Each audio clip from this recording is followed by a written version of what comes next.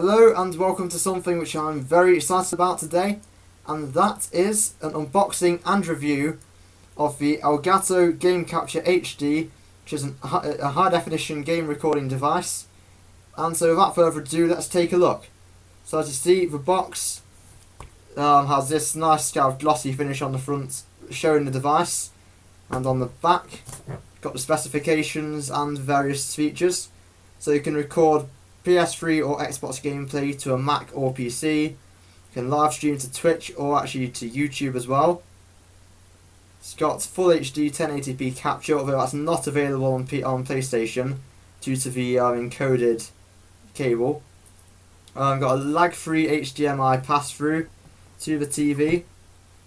Flashback recording, so even if you miss something whilst you're playing, you can still go back and fetch that and add it to your recording.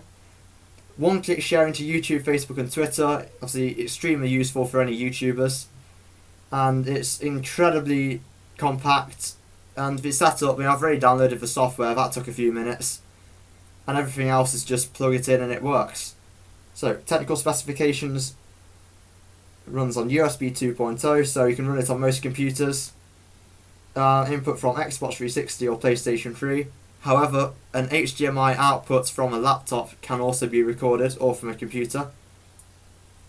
It's got an output of HDMI as well, which goes to your TV. It supports 1080p at 60 frames per second on the pass-through and 30 frames per second on the capture. It also does 1080i, 720p, which is 60 or 30 frames per second capture. And it's got all the other various lower quality capture modes down there as well. Dimensions, if you're good at understanding these, you know it's very small, very lightweight as well, weighs about as much as the phone I'm recording with. System requirements, it's not too bad actually. You just need 2 GHz Core 2 Duo processor, which is exactly what I've got.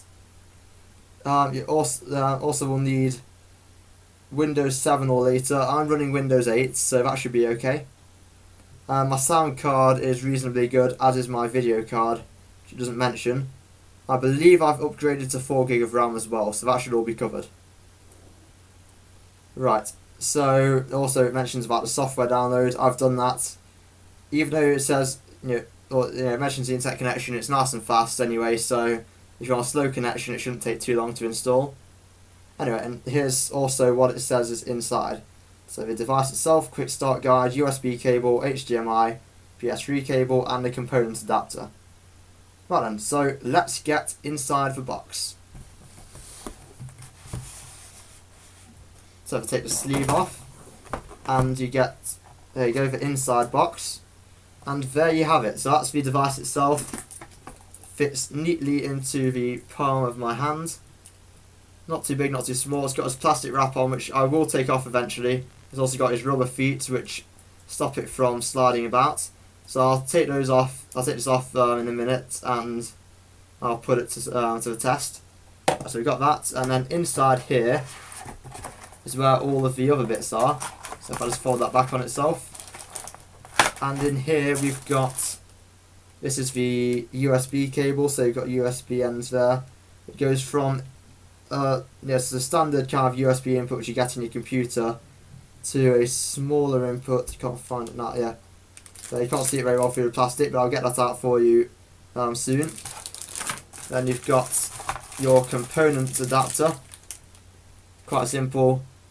You've got your RGB for your video, and red and white left and right split for your audio. And that goes in the AV input on the box, which is right here.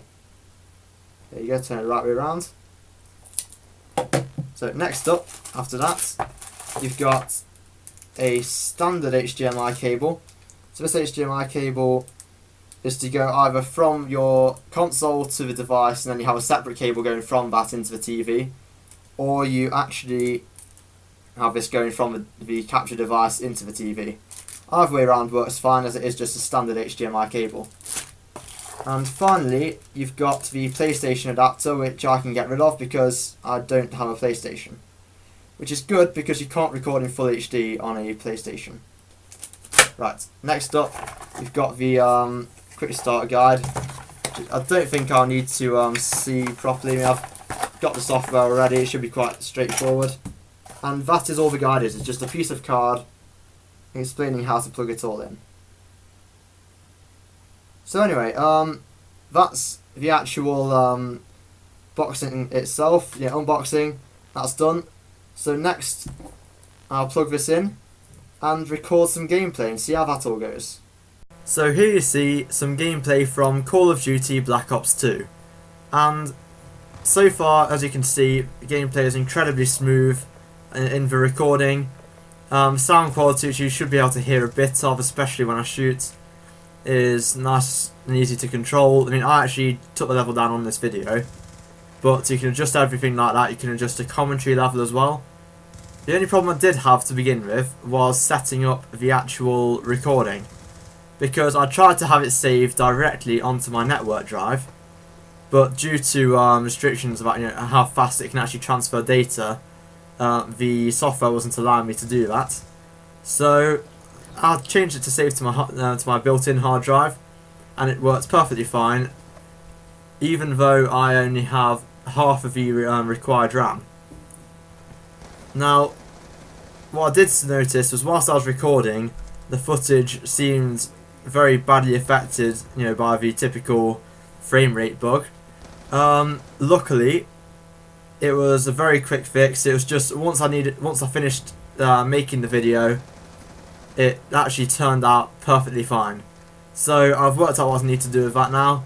It's a very simple setup, and yeah, it's a really good product. So thank you for watching. Please drop a like, share, subscribe, and I'll see you all soon with a new gameplay video. Thank you and goodbye.